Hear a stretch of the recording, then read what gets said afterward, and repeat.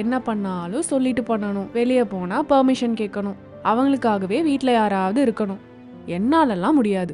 கல்யாணத்துக்கு எல்லாம் வரணும்னு சொல்கிறீங்க, கல்யாணம் முடிச்சுட்டு வீட்டுக்கு யாரும் வர வேண்டாம்னு சொல்கிறீங்க. உங்க அப்பா அம்மா வரக்கூடாதுன்னு நான் சொல்ல வரல. நான் ஏன் அப்பா அம்மாவையே வர வேணான்னு தான் சொல்லுவேன்.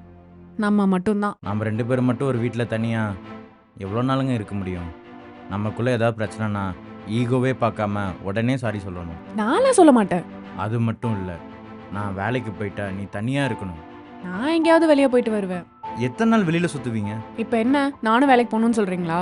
அதுவும் கஷ்டம்தான். எவ்வளோ நாள் வீட்டு வேலையும் பார்த்துக்கிட்டு ஆஃபீஸ் வேலையும் பார்ப்பீங்க? இப்போ என்னதான் பண்ணலான்னு சொல்றீங்க? உங்களுக்கு பிடிச்ச மாதிரியே கல்யாணம் பண்ணலாம். ஆனால் எனக்கு தனியாக வாழ்றதுல விருப்பமே இல்லை. அப்போ உங்க அப்பா அம்மாவை பாத்துக்கிறதுக்காக தான் என்ன கல்யாணம் பண்றீங்களா? எங்கள் அப்பா அம்மாவோட கொஞ்ச நாள் இரு.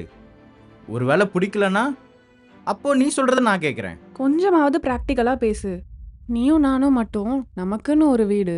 நீ எப்போ வருவேன்னு நான் வெயிட் பண்ணிட்டு இருக்கணும். எனக்காக ஒருத்தி இருக்காளேன்னு நீ சீக்கிரமா வரணும். நம்ம லைஃப்ல நம்ம மட்டும்தான் இருக்கணும்.